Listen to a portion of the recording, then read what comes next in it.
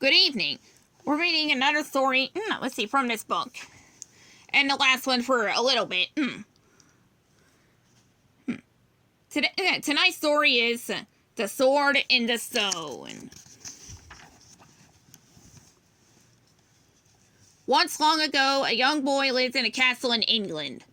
The boy was an orphan, so he lived with Sir Ector and his son, who was named Kay. Kay spent all his time hunting, playing with his dogs, and relaxing in the sun. Because he was an orphan, the boy worked as a page and had many chores. Nobody called him by his proper name, which was Arthur. Everybody called him Wart. Wart scrubbed pots and pans, polished armors, and swept the castle stables. He even helped the castle carpenter. By evening, Wart was tired out, but he never complained. He always tried to do his best. One day, when Wart was walking through the forest, he met an old man.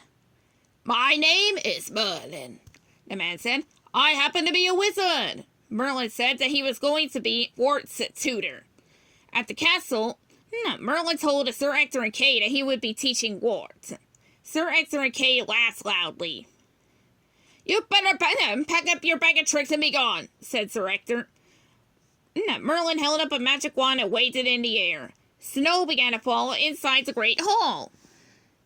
Sir Ector changed his mind. He didn't understand why Wart needed lessons, but he did not want to question a wizard. He agreed that Merlin, could teach Wart and even invited him to stay at the castle.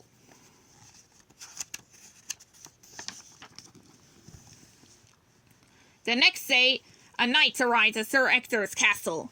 He brought news of a tournament that was to be held in London on New Year's Day. The winner would be crowned a King of England.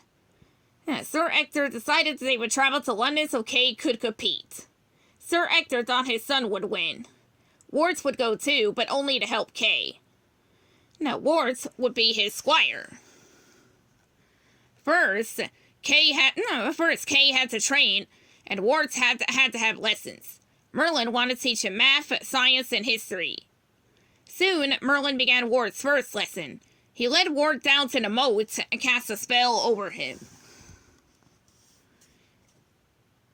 Immediately, Wart began to shrink. He became smaller and smaller until he changed into a little fish.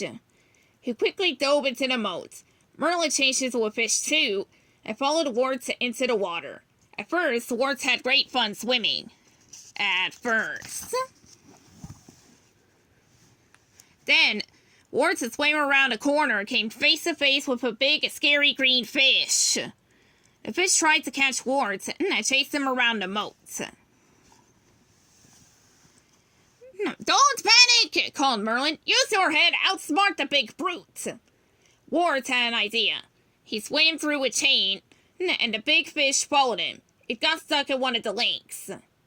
Once Wart had gotten out of trouble, Merlin turned them both back into humans.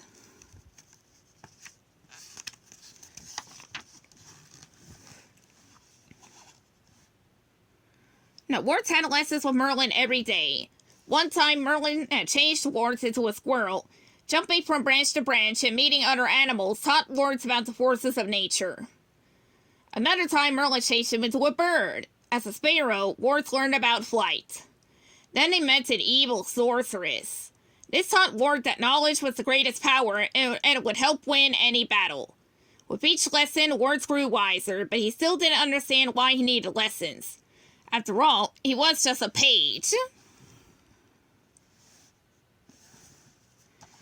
That winter, Kay was finally knighted, and Sir Ector made Wart a squire. They prepared to travel to London for the tournament. They soon set off. Kay rode a tall horse and wore shiny armor. But Wart had to ride a slow donkey. After many days, they finally arrived in London.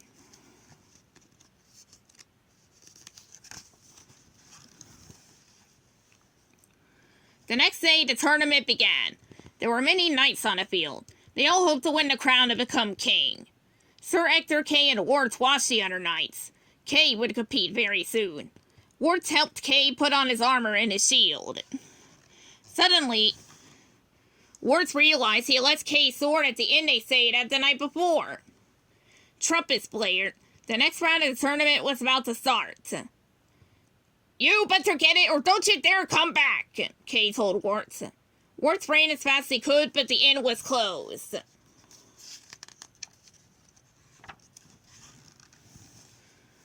Warts had to find a sword for Kay. Just then he ran past the churchyard and saw a gleaming sword stuck in a marble stone. Warts quickly pulled out the sword and carried it back to the tournament field. That's not my sword, Kay cried when he saw it.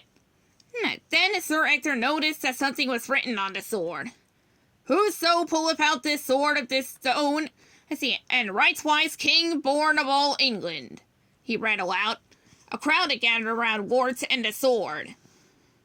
When the noblemen heard those words, they stopped the tournament. This was the sword of legend. But Warts was just a young page. How could he have pulled out the sword?